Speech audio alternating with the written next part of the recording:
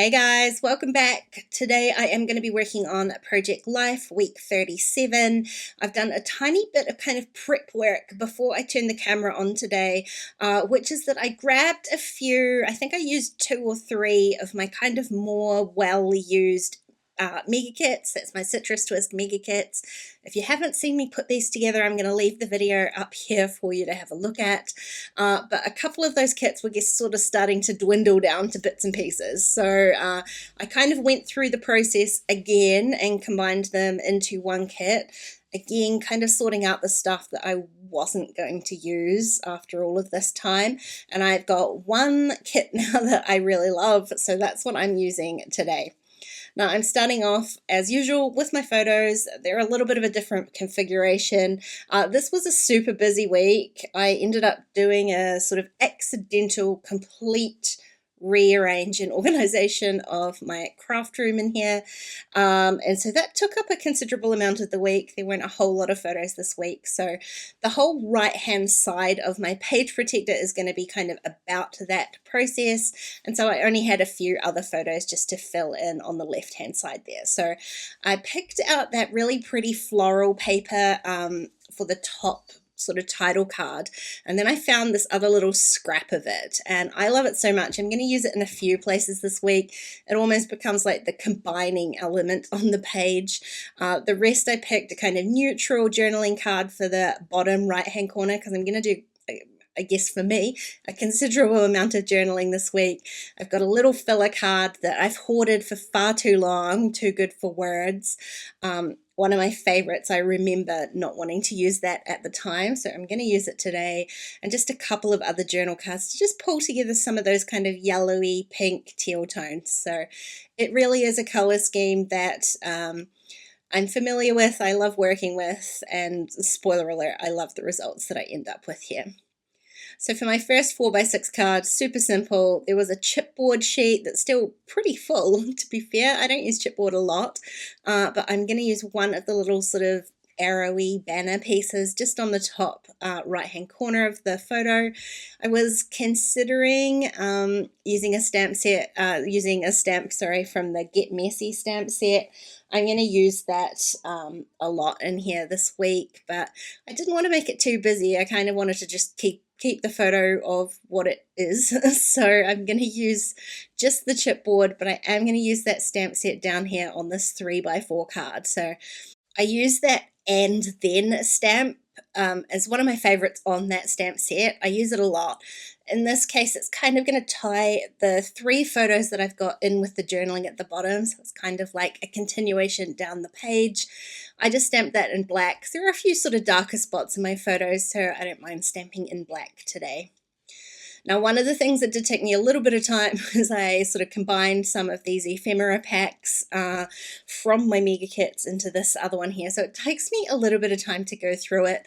But I loved that sort of door tag that says clean and tidy, which is exactly how I felt after my room was finished. So I'm going to create a little cluster on that 4x6 just on the left hand side. And I'm picking out a few other little pieces just to sort of add a little bit of embellishment. There's not a whole lot of embellishment, but just a little bit of embellishment through the rest of the page.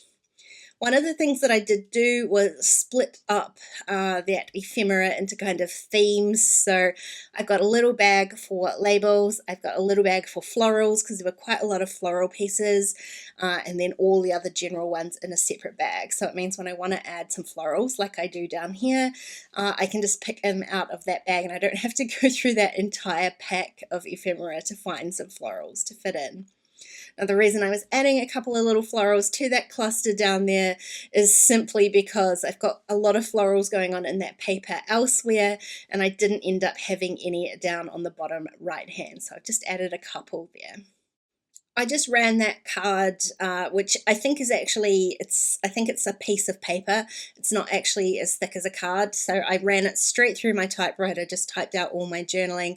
It's mostly about my room rearrange. I did add a few sentences about the rest of the week just to kind of tie it all in together. But mostly it's just one story about a huge job, to be honest. Now, this is where I decided to add a little bit more of this floral. I've got this little scrap piece left over. I really do want to add it into a third place. This particular card that I'm using for this photo, it has a heart centered in the middle of it, and while I don't sort of hate that, it's not ideal for where I want to put my photo. So I'm using a little strip of paper on the left hand side. I'm going to add my photo on top, and then I'm going to layer on a label so that covers up the last little portion of that heart. And then I'm going to stamp another, just a tiny word from that stamp set, although I decided that because that photo, it's not actually a black and white photo, but just everything in the photo is black and white, that I would stamp with some, I think it's Party Dress from Catherine Pooler, just another bright pink, just to add a little bit more color onto that card. I'm glad I did. I think the black would have been a little bit lost there. Now this particular die cut piece was a little bit off-centered on the printing, and it had quite a large border, which made it a little bit big for my taste. So I've just trimmed that down so it's all nice and even, stuck it on top of my photo, and then because these two 3x4 spots are going to be in a 4x6 pocket, I'm just adding a couple of bits of washi tape onto the back of them so that they don't wiggle around in the pocket. Now again, I'm going to end up trimming down this tiny little die cut piece, little phrase here. It's got rounded corners, and I'm not super fond of the round corners. Haven't really used them anywhere else, so I trimmed those off. And then again, this one was a little bit sort of offset from the printing, so I've just trimmed that so it's a little bit more even. It looked a bit lost on its own, and I'll fix that later. I didn't really know what I was going to do with it at this point. I figured I would leave it till last and see whether I could ignore it, was basically my strategy for this. Now I'm going to add one more die cut onto this particular photo, and I trimmed off one half of that kind of banner shape, thinking that it was too long, but I actually really liked the piece that I trimmed off. So I just glued it back on, but just leaving a little bit of gap. It just adds a little extra decoration to what is ordinary just a plain kind of die cut. And then I'm going to stamp again, just another tiny word, this time in black so that it stands out on the photo. It says magic. I've centered that sort of underneath the die cut strip, and then I'm going to kind of fill in with a few of these enamel dots. I forgot that I had these enamel dots in this packet, in this sort of kit. This was one of my favorite packs of enamel dots really ever, totally my colors, and so I really do want to use a few of them today. So I'm going to add some onto my kind of little floral cluster here too, and then I decided that I didn't love the placement of those enamel dots like directly underneath each other, so I'm going to purposefully add a few more, and I'm going to create this diagonal flow of enamel dots. So I'm adding some onto my little filler card, some down the bottom of my journaling card, and once I get to my title card, I'll add some in there as well. So those enamel dots will sort of flow down my page, and I really love the effect of that. So it makes that kind of not purposeful placement a little bit more purposeful in the end. Now, there weren't a whole lot of alphas left in any of those mega packs, but I did have these ones here. They are like a super, super thin foam alpha. I love them, but they are very, very thin. I have to be very careful when working with them. I did remember that, so I went and grabbed my tweezers just to make it a little bit easier to put them on the page. Basically, they're very sticky, and so when they peel off the backing sheet, they do have a tendency to sort of warp the foam. But I love that they're not super thick. They're perfect for pocket pages like this. So I've got a couple more E's in there, so I'll definitely be able to get a little bit more use out of these ones.